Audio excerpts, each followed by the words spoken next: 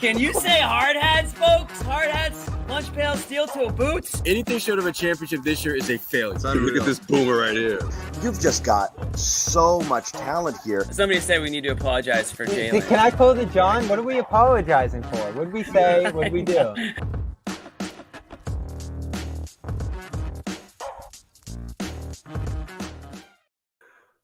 Welcome in, guys. John Zannis, Bobby Manning, Noa Dalzell here to talk about USA basketball. It's the Olympic basketball postgame show, or otherwise known as the What Has Steve Kerr Done to Jason Tatum's Confidence and Why Are Celtics Fans Upset Today show. And we'll go over all of that. There's plenty of things to celebrate if you're a Celtics fan, including Derek White showing out once again of why he is who he is and was such a big part of the Celtics championship puzzle. But Tatum's going to dominate the headlines again, and I'm not going to play around. I know it's not the thing we want to talk about following a USA win, but it is interesting because it's been the saga, and for 3 days, it was really the only thing that anyone in Celtics Nation could talk about, why Tatum didn't play, why Steve Kerr is an idiot, why there's agendas and conspiracy theories and a whole bunch of different things. Well, Jason Tatum played today. And not only that, he started.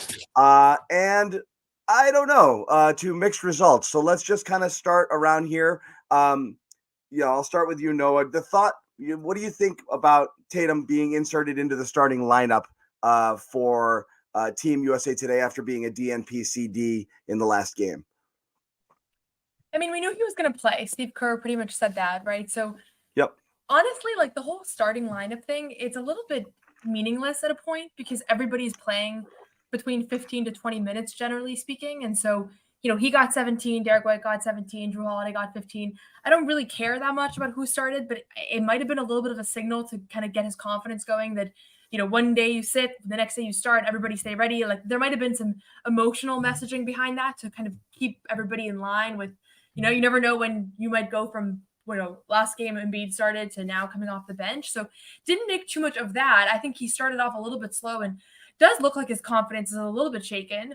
But I think it's not just exclusive to him. I think this is a completely different type of basketball to only be getting a couple shots a game, to be playing very limited minutes, different rotations. So I think a lot of it can be attributed to that. I mean, Devin Booker didn't do much today. Steph Curry struggled a lot. So I don't really view it as just because of this whole situation with the DNP last game. You have to ask him, but I think it's a little bit of speculation to attribute it completely to that.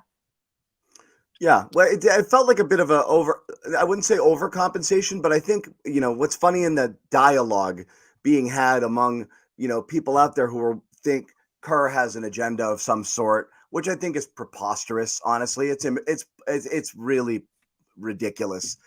He's trying to manage, as you said, Noah, a whole bunch of different people who are used to having the ball in their hands, with the exception of White and Holiday, who are there to be role players and doing an exceptional job at that. Almost everybody there is used to being the man, having the ball in their hands, being the go-to person, putting up 17, 18, 20 plus shots per game. So it's an adjustment, playing on ball, not off ball. So you're asking a lot of people to take on different roles, but that's kind of throughout. And you see different people adjusting to it differently. Anthony Edwards, for my money, has been playing great in that second unit, sort of, but he's dribbling too much because that's what he's used to doing. And, there's some ball stopping that goes on from time to time. So there's going to be some growing pains. Devin Booker's forced to play almost entirely off the ball in this lineup in order to fit with whatever it is that they're doing here. So everybody's being asked to be a little bit different, but it's obvious they want to push the pace. They want to move the ball. And they have a lot of capable players out there, but I just never bought that Kerr has an agenda for why he didn't play Tatum. And a lot of people seem to think that was the case. In fact, I think he was so almost embarrassed for having sat him in the first game that he kind of overcompensated and put him into the starting lineup in this one, either to say, hey, this could happen to anybody. We're all moving parts here. We're all equals. Or, as you said, to get his confidence going. And they tried to get him going. They had a set play to start the game. So Kerr had on his mind, like, I got to get Tatum feeling good and part of this team because he's a star and he deserves it. I actually thought he was showing him great deference and respect by both putting him in the starting lineup and trying to draw up an easy play to get him going early on a backdoor that kind of got blown up. So I think it was on Kerr's mind to like, how can I make this right? Because it did feel a little shitty to him to have sat him in the first game. Yeah, there's no doubt, and I don't think anyone can think it was personal or whatever he's being accused of in terms of setting Tatum. It's a difficult situation. They played more guys, to the credit. Many people reached out to me and said, you can play more than 10 guys, and they did in this game. They went deeper. They tried a bunch of different combinations. You probably have more leeway to do that against South Sudan rather than against Serbia, as Noah said with the matchups here. But this showed that you can go in many different directions as this team and still win, still be successful, still look good. I actually thought these lineups, unsurprisingly, given our Embiid conversation, look better than they did against Serbia. The double big combination was great. It worked out the exhibitions. It worked against Serbia. But in this game, you got to some switching that outside of some tough shot making, and I'll give South Sudan credit. They were hitting tough shots again. Not the amount you needed to stay in this game, but enough to stay within striking distance. And the U.S. just kept producing stops, forcing turnovers. And when you got to the White Holiday combination, it was no contest. Those guys were just ripping the ball, blocking the ball, taking it away from South Sudan left and right. So the combinations worked again. I think I sent the stat in the group, John. What was it, like something ridiculous, like 30 out of 55 points or something like that came from the bench in that first half as they pulled away. So you have this great depth, but you're still looking for the combinations that hit perfectly. And this starting lineup, in large part because of Tatum and his inability to get involved in the offense, didn't work in this game. And so you're still searching into your third game. Puerto Rico, they're going to roll over that team, but you're still searching for your best five. And you didn't have to go to crunch time in this game and find a closing five. They were still mixing up like starters and Holiday and White, which I think is intriguing. They're mixing together Durant with the starters in that second half. So they're still searching. They've been dominant. They look better head and shoulders above the field here just because of their depth of talent. But they still haven't made the most of this roster, and Tatum's a big reason for it. Where does he fit in? Where do you utilize him? Where do you get the best out of him? And whether that's Tatum's fault or Kerr's fault, he's still in a weird place in this offense. And I think some of the blame's on Tatum being unable to. You saw a couple situations, right, John, where he's one-on-one and he can't beat the guy. The shot's not falling. Those are on Tatum. It's on Kerr, the fact that he's just floating around, mostly just standing in the corner half the time when he's out there. There's got to be some way to get more directly involved in the offense. I think you can make that case for a couple people, though, right? Like right now, Kerr, his own guy, Curry, he's not sure what to do to get him going. I mean, Curry does what he does, which is he runs a marathon by just, sprinting around and trying to, get open. Just the shot's not falling, but you could look at it and be like, he's got to find a way to unlock that. There's other people you can say that about there. I think the onus, I think Kerr is getting, I don't think this is easy. I think Kerr's getting a lot of crap. It's not. You know how hard it is to manage a superstar team like this? Is like, it's really, really difficult. There's a reason like why college players, used to go on this dream team thing is like, just sit there and be happy for the experience. You got to figure out minutes for all. Usually it's clear who's not playing. Things that fit. It's really complicated, and you're right. And then you have to figure out what's working in a game, and go to it. And there was an adjustment today.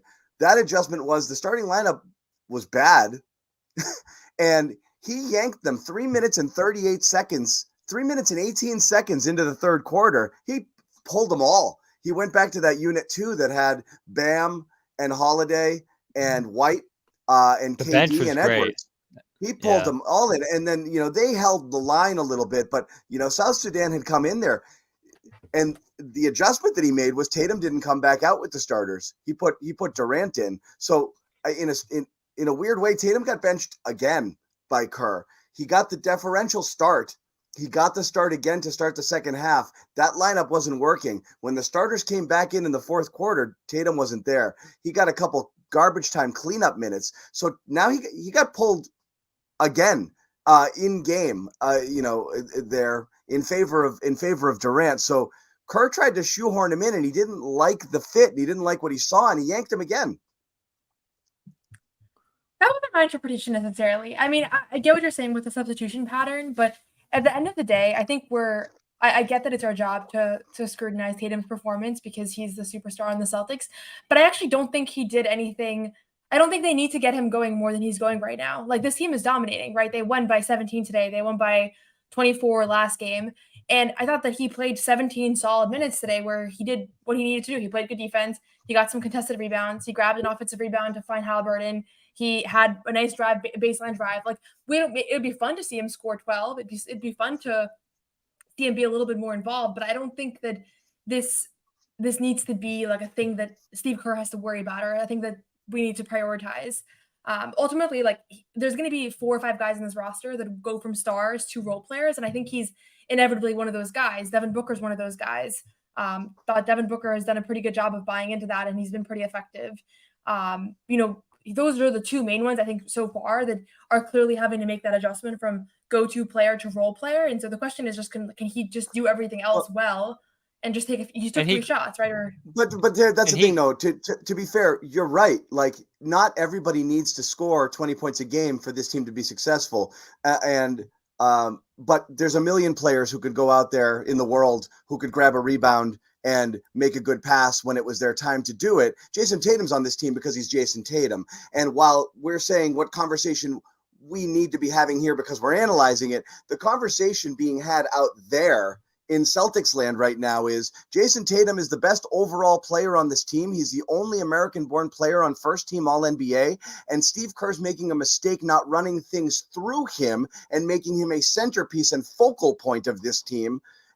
And that's the mistake being made right now. So we're not having we could sit here and just talk about USA basketball and nobody would bat an eye at Tatum's contribution today and be like, oh, he didn't do a ton offensively, but who knows next game. We're having this conversation because the conversation out there is they're making a huge mistake not utilizing Jason Tatum, who's the best player, all-around player on this team, the right way, and marginalizing him by making him stand around in the corner and having him play off ball and not having him play against Serbia, and somehow that this is disrespectful or something's being done to Jason Tatum by the powers that be. And that's why we're having the conversation. If that wasn't being said, I don't think we're sitting here scrutinizing every single second that's going on. It's an Olympic team, and there's 12 great players on that team, and they're going to find combinations, and different people are going to flash different times. It's Tatum's pedigree, his accolades, and his standing in the league that is right now, the way he's being used is not commensurate with all of the things that make Jason Tatum Jason Tatum. And he took one step up the hierarchy clearly here, right? Noa passing Embiid. I think that was deserved. I think we talked about why that needed to happen, and it did. To all of our surprise, I don't think any of us thought Embiid would take the DNP here, and he did. So I think he takes a step in that sense. Now we're asking, all right, who else in the hierarchy can he move over here? And I think you've been right, actually, Noah, to point out Edwards at different points, because that, to me, is where it's going to happen. Tatum shouldn't be starting on this team. It should be LeBron. It should be Durant, it should be Davis, and then it should be 2 guards, whether it's Booker and Curry or Holiday and Curry. I think that makes the most sense. The question to me is whether the guy with the ball in his hands alongside White or Holiday, if you're going to keep splitting them up, at that 2 guard spot should be Tatum, who with the ball in his hands has done great things, has shown leaps and strides as a passer, who I think just is going to generate more rhythm from having it in his hands. Or Edwards, who, again, was solid today, but you saw him playing in crowds. You saw him trying to take on the defense 1-at-4 at different points. And so that, to me, is going to be the question here on this roster, is whether you empower Tatum with the ball in his hands more off the bench, or Edwards off the bench with the ball in his hands more. And the tough part for Tatum right now is we're through 7 games with this USA slate, and according to the tracking data, he hasn't hit a single jump shot. And that nothing else matters here. He doesn't have to be the best player on this team. He doesn't have to prove himself or become one of the focal points. I have no idea why he can't shoot the basketball right now, or he's not trying to, or he's not looking for it, or they're just not generating those opportunities for him. It's shocking. And it goes back to the playoffs where he shot 28% from 3. I don't know what's going on here with his shot. It's a story, There's a It's crisis of tangible confidence right going now. into- Yeah. It's a tangible thing you look at going into next year, and you're like, what the hell is going on here? Is it mechanical? Is he dealing with something physically? Is he just not able to generate those quality shots, or they're not able to generate them for him? Because he hasn't hit a single jump shot with Team USA so far. So my perspective on the Tatum shooting struggles is it's obviously psychological, as 99.5% of shooting struggles probably are. I think it's rarely something that for this long that is mechanical or an injury. I don't or think he's anything hurt like that. either. Right. Right. So I think it's psychological, right? Like anybody that's played basketball knows that sometimes you just hit a stretch of your career where you're just struggling to find rhythm, and all of a sudden, like being a good shooter feels like a distant memory. And I'm sure that's what it has felt like for a while for him. But the reality is that to break out of that rhythm, to break out of that struggles, like you need to find rhythm, and he's not going to find a rhythm when he's taking 4 shots a night / what he took 1 jump shot today, right? So that's not enough to break out of your rhythm. Yeah, you can't shoot yourself out of slumps on this, right? Yeah, on a team and that's like the thing this. with Team USA is nobody is going to get the right or the opportunity to shoot themselves out of a slump because there's just no reason to. There's somebody else that can go in there.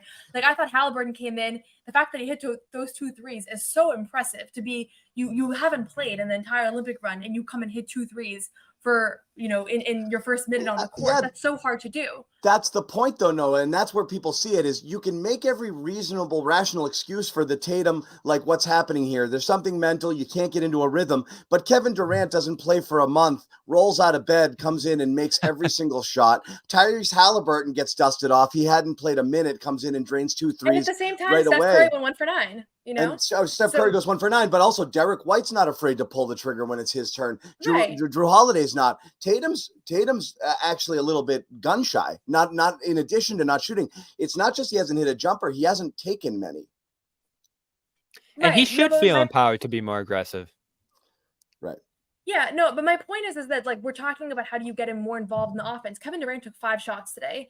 Like, I'm just looking through the lineup here. One player took double-figure shots, and that was Bam, and they were mostly, he really had it going today, obviously, right? Yeah. So it's just like that's the way that it's going to be. Most of these guys are going to take 4 to 5 shots a night, and so if you hit 2 of those 5, now we're sitting here being like, why does Tatum have 4 points? But that's just the nature of FIBA. That's why it's like to me, like I get it. Like I get the shooting struggles is something that has been a consistent theme now because it's not just limited to FIBA. Like he was struggling throughout the playoffs. And there is an outstanding question of like, is he going to be able to turn it around for next year? Because next year, they're going to need him if they're going to need that shot. But I think for right now, like assessing this team and his role on it, I actually don't think there's a problem with how he's being used. Unless we need him for like an agenda reason. Like we need to show that he's the best player on the team. But he's actually being used as a role player. He's probably a better fit for that than some of these more pure shooters. Yeah, we don't need to. That's kind of the point is I agree, Noah. I don't think there's an issue with here. It's you're trying to fit pieces, and sometimes some guys are going to have it going and take more shots, and sometimes guys aren't. But it's not just you made the point about Curry shot poorly, right? But Curry took the shots you expect Curry to take. He's going around and doing Curry things. Tatum's not doing Tatum things. Tatum's not doing anything. That's kind of what's strange here. That's a good thing. But we're not saying force the issue, but there are times where, it's adapting to being a role player is not as easy for some as others. And in some cases, it looks like Tatum is kind of standing, which of course there's spacing sometimes. And your role might just be to kind of, sit there and kind of make sure that there's enough space, but also he's not flashing. He's not moving. He's not, coming to the ball. There was that second stint that he played, I think in the second quarter, where I tried to count like 5-6 possessions in a row. The ball's zipping around and moving. I didn't touch Tatum's hands. And he was like, should I be here? Wait, let me go over here. Let me go over there. He looks like he's still struggling to figure out where he's supposed to be on this team and in this offense. So I don't know that he's necessarily doing himself favors. There's a flow thing here in addition to just, let me get my volume scoring going. I don't think that's ever going to happen, but he looks a little out of place and it moves, things are moving quick and the ball's not finding him at all. And I don't think like LeBron, those guys love him. They're not intentionally not giving Tatum the ball because we don't want you here, but it's not finding him. No. And I think I find that odd, right?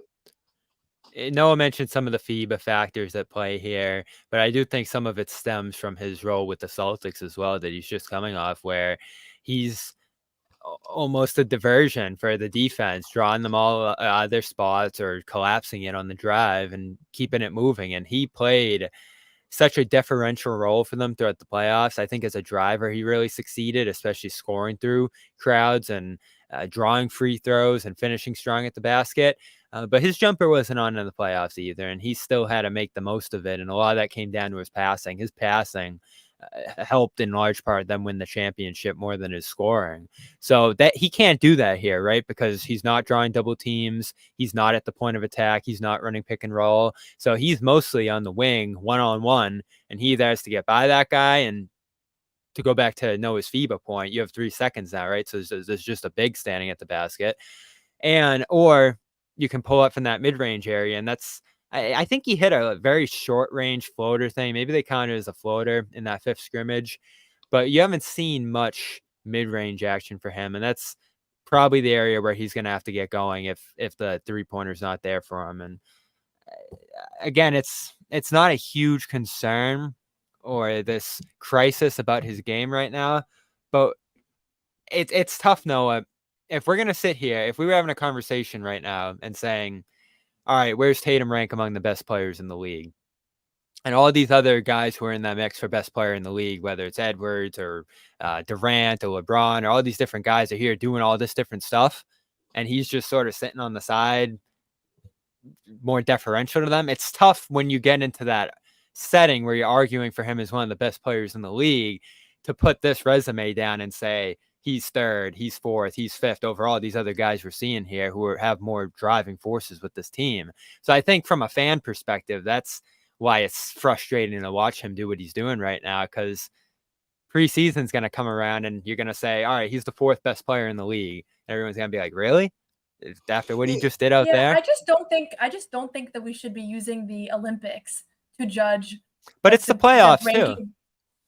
Well, that's fine, but that's a different conversation. And I don't think anybody came away from the playoffs saying that Tatum was, he didn't win Finals MVP or Eastern Conference Finals MVP, right? So, like, that kind of speaks for itself that he wasn't the best player on the Celtics during that playoff run by most accounts, right? So, to me, it's just like, I just don't think we should be using the Olympics to create an NBA pecking order, because by that ranking order, RJ Barrett is the next up and coming star. That's what it's Dennis like, Schroeder. Or Dennis Schroeder and Daniel Tice. Like it just. I think we need to just relinquish this idea that this Olympic team is going to demonstrate the new hierarchy of the NBA, because the reality is that it's the old guard still that's been primarily running through the offense, and then you have guys like Derek White. Derek White was one of the best players on the court today, right? Nobody's saying that he's one of the best players in the world, but he just was. I am. I've come around. Well, so I just think, I everybody should be going to do it. Fans are going to do it, but I don't think it needs to be validated. It's of course, because it's different. You're playing under a different set of circumstances than you would normally. It's not natural. No team has this much talent. No team takes talented players and asks them to change who they are the way something like this does, on Team USA, because other countries, if you're an alpha in the NBA, you're probably an alpha on your national team too. This is the only team in the world where guys who are stars are asked to be role players. So it is very unnatural, and I don't think it's fair to take this and apply it to where is he in the world. However, it still is an all-world talent showcase, and you're seeing other guys show out, and you're seeing Tatum not. It affects perception, but it's not reality. It doesn't really matter. But conversely, I will say people are applying regular season NBA logic to what Tatum should be doing on this team. He was all NBA. He should be the man. He should be playing. He's one of the best guys. And they're not applying that. They're looking at what they have there and kind of deciding this is what I think works for this team. So there's frustration based off of what he is and who he has been and what he's accomplished in the NBA, and then he comes here with all of these other players here, and it's not translating, or it's just not fitting in the coach's mind or with the players that he's playing with on the court right now. So he hasn't quite found a role. So that's kind of the weird conversation right now, is there's a lot of deserve being thrown around there. Look, Joel Embiid is the friggin' as an MVP 2 years ago and would have probably won MVP if he doesn't get hurt this year. And he got benched today. So I don't want to hear about deserve. If we're talking about deserve, Derek White and Drew Holiday don't deserve to be here based on regular season accolades. What's happening right now is I think they're looking at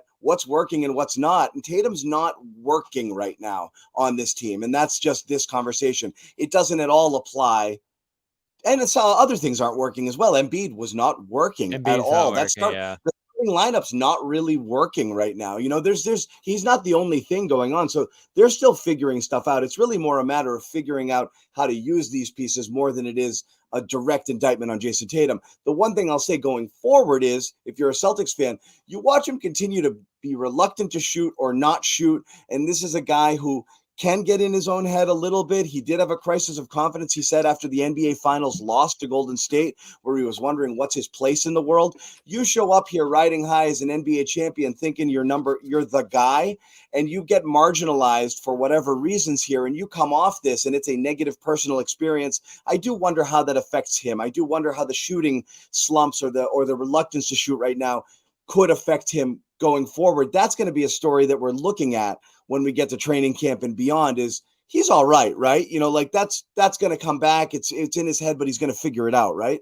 Yeah, I want to hear from him. I don't think we've heard too much from him over the past week or so here. I hope there'll be some stories to have his voice in it a little more right now, because I do want to hear how he's doing. And I think that's the only thing that matters going into next year is how does he process this experience? Because if he is just sitting back and saying, I'm just glad to be part of this, doesn't matter what I do from a stat perspective, I just won the championship. If we win gold, I don't care what the numbers are. I don't care what my role is. I'm just glad to be here. Then this is all a wash.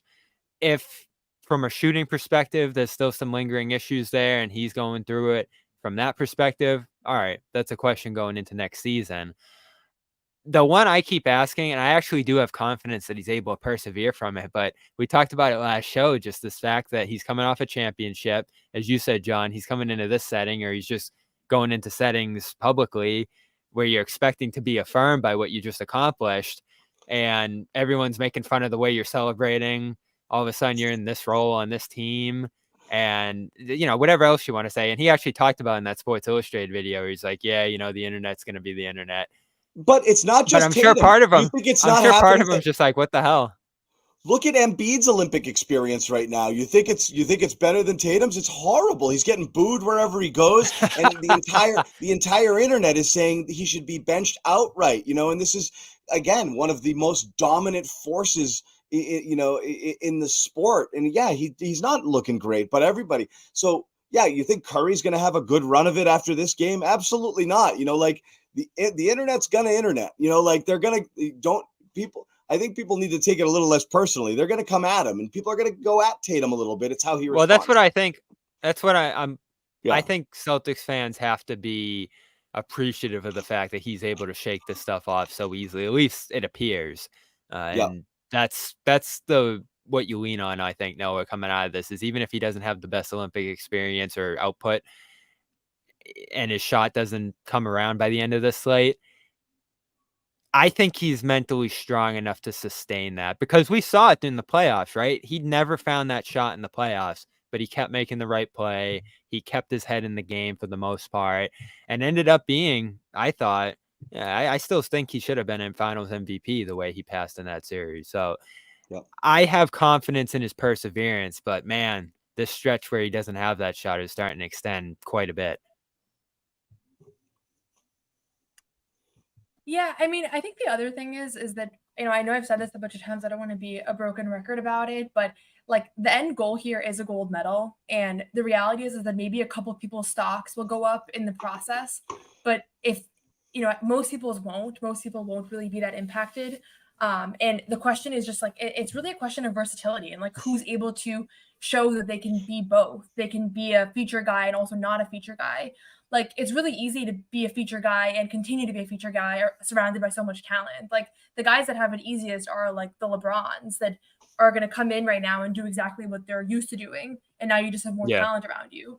And so I just want to say, like, I think Devin Booker, for example, is somebody that has been super impressive. I haven't been really high on him as an NBA player, But in those limited minutes, like today, he had the most assists of any player. In 22 minutes, he shot 4 of 6 assists. That's a guy that is used to being the primary option. Yeah. Right now, his And role he's is adapted to wavering. that role. Yeah. And he's adapted to Bam that. looks so like he's taking strides. Yeah. He's And another so guy. I think like when we're discussing like what the Olympic play is about, it's really a lot less about like who's scoring a lot or who's rising up the rankings, and it's more about who's showing that they can be multiple things. Like who's showing that they can not sit one game. I mean, I see reports here that Steve Kerr already said that Joel Embiid is starting against Puerto Rico, and so Joel Embiid probably knew that. He probably knew he's not sitting today. He's sitting today and he's playing next game. He's starting next game. This sounds more and more like high school every day. Yeah, It is a little. Yeah. And so I think we're kind of in this position now where like it's kind of our responsibility, I think, to keep the main thing in the coverage in the discussions around this team. And that's kind of the people's willingness to sacrifice and be in and out of things and be able to play different roles, whether you take one shot one game or 9 shots the next game. We're not going to learn whether or not Steph Curry is a great shooter from this Olympic experience, right? Like I think most of these guys have already solidified legacies. And so we already know who they are. We're not going to learn that. That's the tough balance here, John, because that always feels like a given that they're going to win gold. It's predetermined. I still feel like it's predetermined in this run, just given the field out there, but they can't go about it that way.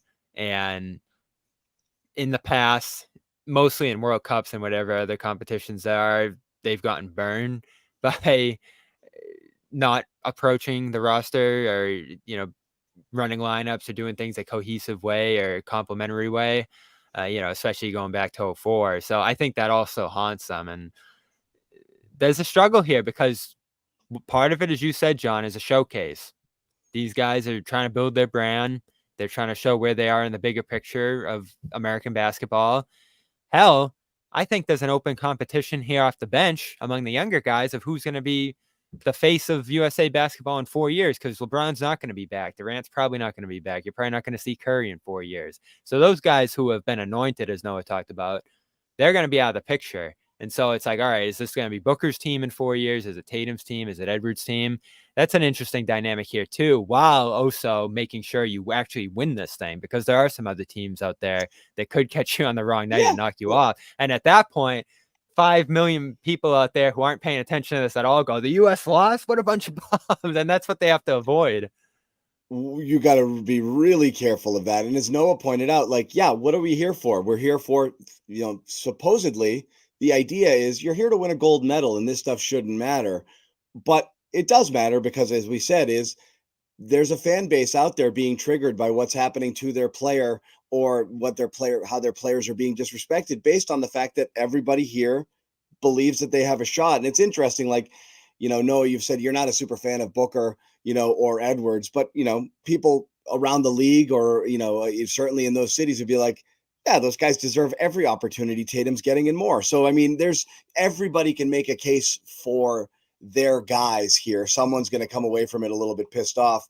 But, Noah, you pointed out, oh, wait, I put the wrong one up here. No, you pointed out the goal here is to win, supposedly. Mm-hmm. But this was the poll you put out the other day. And this is just to show you what's going on here. It's not just Celtics zealots and people out there who are, extreme, talking about it. And I lost the poll, so I'll put it back up here. It's 3,000 of Noah's followers voted on this thing. Does it bother you? Yes, no, because they won. Yeah, it bothered people, there. And I threw out there, my little version here. Curious what people think the reason Kerr didn't play him. He's an idiot. He has an agenda, legit basketball decision. Okay. So yeah, the discourse is not very intelligent outside of these talk show circles. Okay. What we're talking is just this extreme. And by the way, if you think people are going to go easy on Mazzulla after the championship, he can get to, 4 titles for Kerr, and he'll still get scrutiny. So yeah. I don't think people are going to lay off Joe anytime soon. I also think that Steve Kerr right now in this moment is in a position that he hasn't been in outside of last summer, which I thought he handled really poorly from my perspective as someone who obviously doesn't know how to coach a FIBA team. But I think like the idea of how do you balance 12 stars and rotations and minutes, like we can all sit here and say we know exactly how everyone should be used, or this should be the starting lineup, and we would be wrong, right? Because any one of these guys could get a DNP and they'd probably win still. And the question is he keeping the locker room morale together? Is Tatum pissed off right now, or is he bought in? We have no idea, right? And that's what really matters. If if it comes out that he's losing guys throughout this process and he's losing, buy-in and all that, then obviously then that would be a mistake on his end. But there's also a good chance that he's actually doing a fine job. I mean, they're winning, and we haven't heard anything about people being unhappy. But I think that people that are saying like Steve Kerr is an idiot are also underestimating, like, there's not really a good solution here because somebody's going to be left out, right? And so I just don't really get that perspective. The agenda thing is ridiculous. I mean, I've been seeing people posting like the Celtics beat the Warriors by 40 this year, and like that's why he's ridiculous. It's ridiculous. And But I also posters don't on think the people are bench. being serious. Yeah. The notion that Steve Kerr is playing this long game, not just the short-term revenge. There's people out there saying that Steve Kerr's playing a long game, that he's trying to break up the Celtics in case they face them in the finals or something by leaving Brown off the team and benching Tatum and sowing discord, but playing White and Holiday. Yeah. Nobody gives a shit about you guys the way you think they do. Like, not in this way. The guys out there trying to manage a crap ton of egos and people out there while working towards a common goal. It's probably not easy. It doesn't mean he's going to make every right decision, but there's no way in the back of his mind he has nefarious plans. Like, he might not be playing the best combinations because it's complicated, to do that. But yeah, this agenda stuff to me is banana land. That's something that we're talking about. He has to play by the matchups. It's a shame we haven't talked about what's a bigger story about today's game, but we will, I promise you, and that is Derek White continuing to show something that we all learned or knew or have known for a while, but that was on display throughout the playoffs, and continues to be here on the largest stage, that Derek White literally can't stop doing everything right all the time, almost every second he's on the court. The amount of things that he did today that either show up or don't show up on the stats sheet was mind-boggling. From the second he checked in the game to every minute that he was out there, Derek White did something. He was impossible not to notice. We're going to get into Derek White's game in a little bit, talk about Holiday, talk about some other things that Steve Kerr may or may not do as he continues to tinker with rotations, looking ahead to, when the games really start to matter here into the quarterfinals and beyond. First off, we do want to tell you about our friends over at Game Time. And right now, if you're not checking out Game Time, you're making a mistake, because it is the number one place where you can go get access to your favorite events wherever they happen to be. Check out MLB games during the summer here. Check out the Sox making some moves at the deadline. I know Bobby Manning was very pleased to see them getting some bullpen help. See if they can, through the stretch run here, make a run at the playoffs. Check out the Game Time app. You want to get into tickets, that's the place to go. Flash deals, zone deals, great views from your seat. Prices go down the closer you get to first pitch, or if it's a concert, to the start time.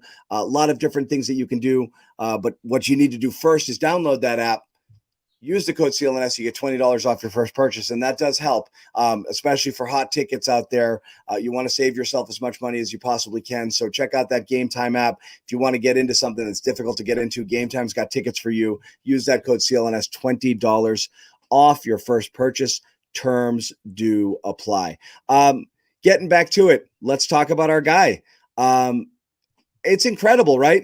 Noah, I know, you're on record of having said that when White was added to the team that you thought he would play. I thought from the first exhibition game that he did play in down the stretch there against South Sudan, when he made such an impact, that Kerr would want to have either him or Holiday on the floor at all times in order to have that type of player, that disruptive defender out there, the facilitator guy moving the ball, working in that complementary role. That got disrupted a little bit today because he and Holiday played in the same unit. And we might want to start talking about what's going to happen to that starting lineup, as Kerr probably needs to tinker with it a little because it's not going great right now. I don't see how you don't have Holiday or White in it. And I don't see how you don't have, and I don't see Holiday's back for next game. So today today they moved everything around just to accommodate Tatum. They really did. I mean, he really did. That's what he wanted to do. But I think these guys have to go in there. I'm right now. It's just I don't know how you don't play Derek White half a game after what you're seeing here. The second he comes in, it's like, okay, everything's going to be all right. Yeah, he's such a steady hand, and the combination of the two of them together, obviously we've seen it quite a bit with Boston, and it looked every bit as effective in this game, and they actually put them out there with the starters in the second half for a significant stretch too. So I wonder if they'll want to try to keep that combination together as often as possible. Obviously, we've talked about Curry's struggles. Just feels like he's going to be a staple in that starting unit. So you could have Booker out there and play bigger. I think that's what you probably should do, unless you want to split up Holiday and White and have a ball handler with each unit. So it's going to be a tough decision either way. I think you probably could try both over different kinds of games going forward here. And this Puerto Rico one, who knows what kind of competition they'll see in that game. It probably feels like the last opponent that they'll be able to tinker with stuff against before they actually get into some quarterfinal, semifinal level competition there. So I'm interested to see which way they're going to go with that starting backcourt. You could do Curry and Booker and keep Drew and White together off the bench, or you could put Holiday back out there with the starters, who was way more effective in that role than the role he was in today, and keep White on the second unit. And at that point, Booker would be coming off the bench too. So that might bump Tatum. So it's going to be a tough decision no matter way you look at it. And honestly, the easiest thing to do, looking at the production so far, is just to leave Embiid out of it, but you can't do that going forward either now. So this is brutal, whatever way you want to look at it, because someone's going to get left out no matter what. So the Puerto Rico starting lineup, that this is out of reporting from Paris, it's Steph Curry, Devin Booker, Drew Holiday, LeBron, and Embiid. So that's already confirmed. And I see here that Steve Kerr said, this is the fastest team in the tournament we're going to play. We wanted to match up. The whole game today was going to be about switching and staying in front of people. So I think we know that Tatum is a very versatile defender, and that switching is kind of his thing. And so I don't know that necessarily the starting lineup today was to accommodate him from an emotional standpoint. I think it's probably more likely that he saw the skill set that was required and saw this is not an Embiid game. This is a perfect game for someone like Tatum or like Bam. Guys sure. that are But he could have gone Durant or Edward. He could have done a lot of different things here if he wanted to. And, he went with Tatum. When are they going to Tatum get could have Durant easily in been in that second unit instead. And he put him in there, I think, as I kind of owe you one here. So I think it didn't matter, as you said earlier, Noah. First unit, second unit, everyone's playing 15 to 20 minutes a game. It's not really a big deal. Starters in name only. I mean, it doesn't matter if you're starters when the second unit is closing most games based off of the rotations, right? So it's, I think it was in recognition to Tatum and almost like I'm sorry I sat you. Let's put you back out there and show the world that we absolutely do value and respect the fact that you are Jason Tatum. I do believe that was very intentional and not entirely matchup based, because you could have still pulled that off versus South Sudan with different personnel in either unit. Yeah, I don't know. I get what you're saying, but I mean, he started with Anthony Davis too. I mean, the guys that were out there to start were kind of that was kind of their defensive specialty. And I also think, but you could have started the second unit.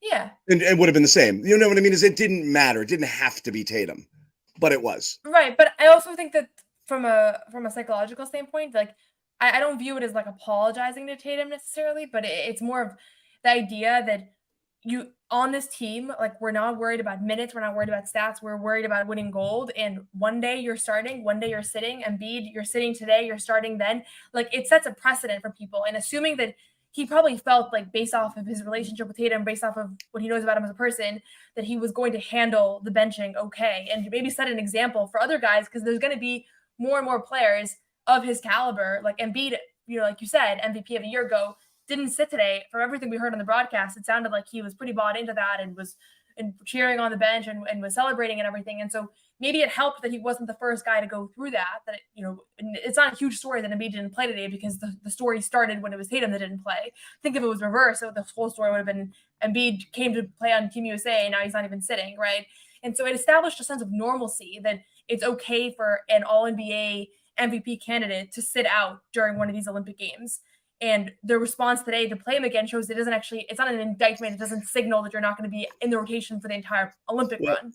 The Embiid one is more curious, because you would think that Embiid, as people have surmised, that there were some promises made. You're going to come here and you're going to start. You'll be featured prominently, play for our country. We don't know that for sure, but it makes sense that there would be some kind of wink, wink, backdoor sort of stuff.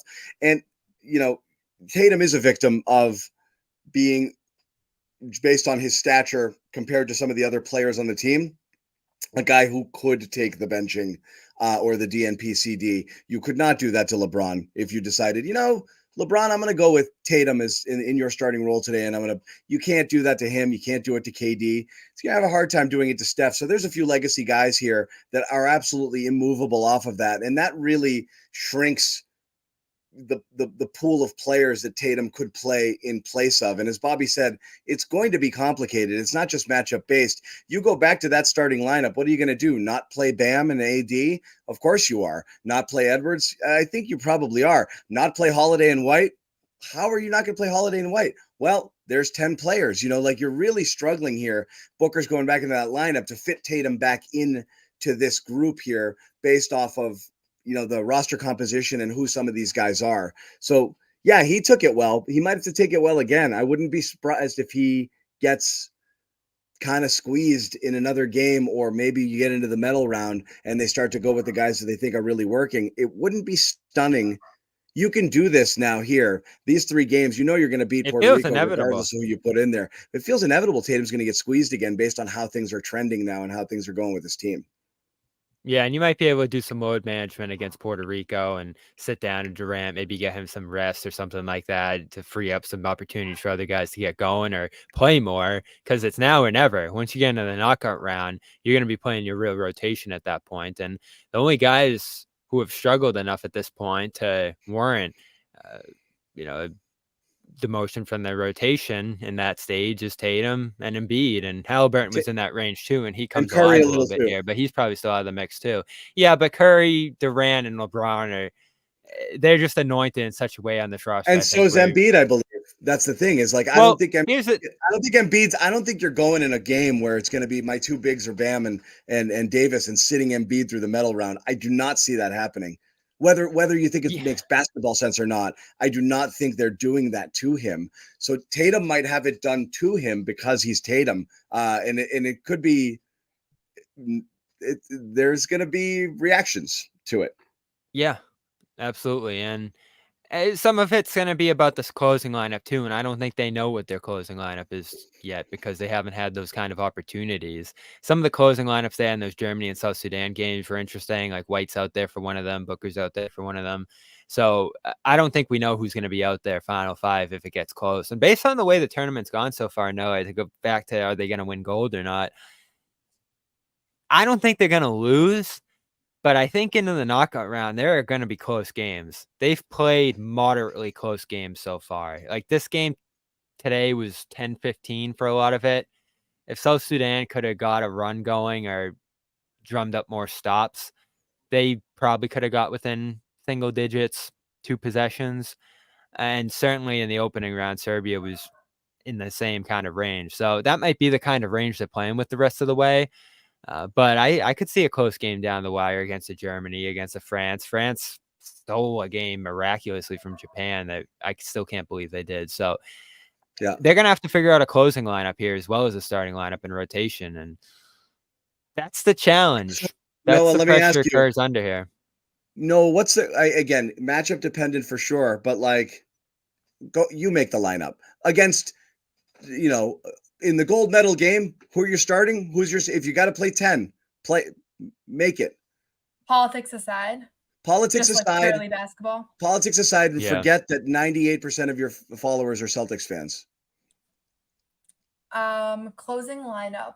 All lineups. Give me your 2 lineups that you're playing, let's assume they stick with 10 and they're basically almost swapping one unit for another as they've been doing. I'm not saying they would, but craft your 2 perfect lineups, the ones that you think play well together, whether they start or whether they come off the bench. Craft your 2 5s. Let me think. I mean, first I'll just say I don't have an obvious answer because I do think this is like an impossible puzzle, which is why I think everybody should give Steve Kerr a little bit of grace because he's figuring out something difficult. Yeah. But I would say you want Holiday and White on the floor, probably not Curry, based on what we've seen so far, and just based on the fact that his shot making is not quite as necessary in this environment where you have so many offensive options. So I would take Holiday and Derek White. You don't really have any defensive holes there in the backcourt. Kevin Durant has given me every reason to think he belongs on the court based off of his whole history of FIBA play. Probably Anthony Davis is the big. And then that 4th position, I think it does depend if you have a bigger team or not. Maybe it's a Bam or a Tatum if you need more size. Maybe it's a Devin Booker if you need. Oh, that's LeBron. Come on. Oh, I'm missing LeBron.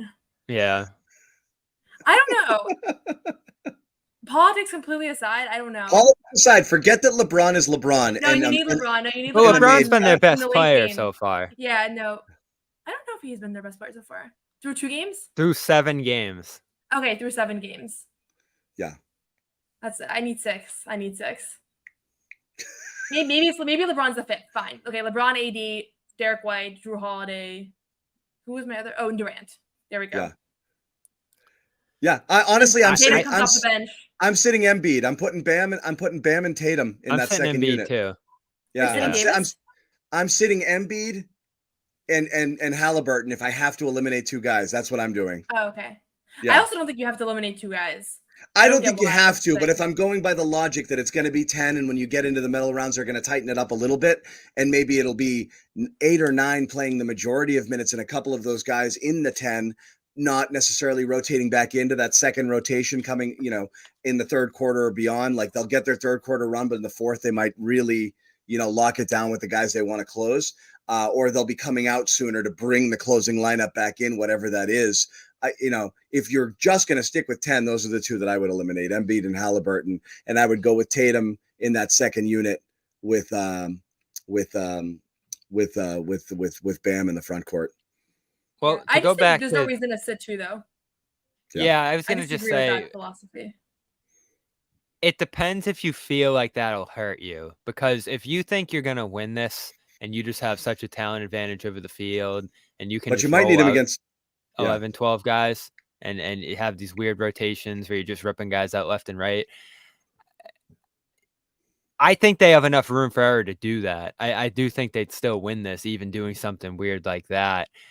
But as this team's done so far, you're saying when push comes to shove and it's the knockout round and the roles are established here, you're going to play a real rotation, a set role for each guy.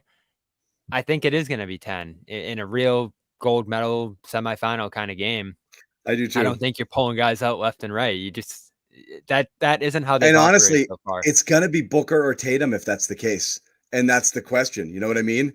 It's like you've got a guy who's going to have started the first 3 games as the guy Tatum needs to supplant to play, because it's not going to be one of the 3 bigs. It's not going to be White or Holiday based on what they're doing here, and it's not going to be KD or Durant or Edwards. So like, if that's the case, it's going to be Tatum who's getting squeezed in those late games, but we'll see.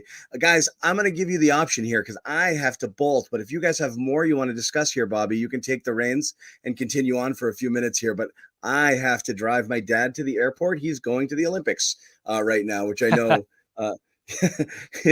and then meeting us in Greece. So I have to boogie. Bobby, Bobby, Noah, you guys got more on your mind? You want to keep going?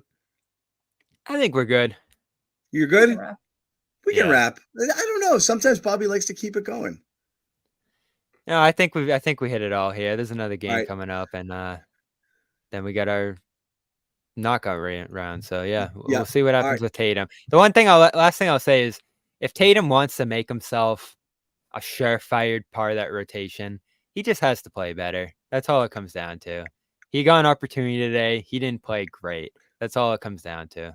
Yeah, and he was featured before Durant came in there. He was featured prominently, either starting or in there in those first few games, and he's not now. So again, I think Kerr's kind of reading and reacting to what he's seeing right now. It's not Tatum didn't show up and was immediately the 11th guy on the team. I think things are happening right now, and what they're looking at, based on what they think is going to be successful, right or wrong. And people will continue to disagree with that. But it's always fun to talk about, always fun to debate here. But at the end of the day, the headlines, of course, are that USA wins. And they beat South Sudan here. They're punching their ticket, obviously, here to the quarterfinals. The expectation is that they're going to roll Puerto Rico and they'll be a 1 seed. And that's what you expect here. And then things will get interesting as they start to play teams, and you've got Canada and you've got France lurking somewhere down the road here, and other teams that can challenge them in different ways. But no challenge so far through these first couple of days. We don't suspect that we'll get one on Friday, but we're going to keep doing these shows because it's fun and we like to talk basketball, and it's going on. So keep it here. Follow all of us on Twitter. Follow Celtics CLNS. Follow, like, and subscribe here. The video, share it with your friends. Tell people, if they want basketball Olympic post-game coverage, that we'll be bringing it to you after every single game. Check out Noa, who will be writing all of her Celtics-related Olympic stories for Celtics blog, Bobby Manning over at CLNS Media.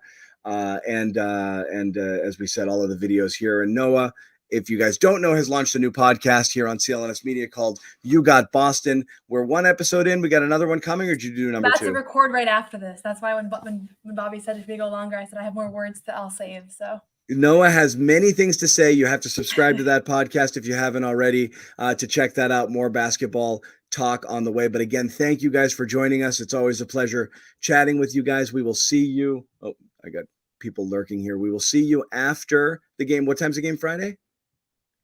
11:15 in the morning. Yep. It's a Saturday game. I think it's Saturday. We can do. Yes. Okay, Saturday it is. We'll see you on Saturday. Take care. Wait, Amit's got an outro for us, I think. No, he doesn't. He said he was going to work on an outro. He had a phenomenal game. Phenomenal. Forfeit's out. I think it's an option. That did not sound like a chair. It was a freaking chair. It does sound like a chair.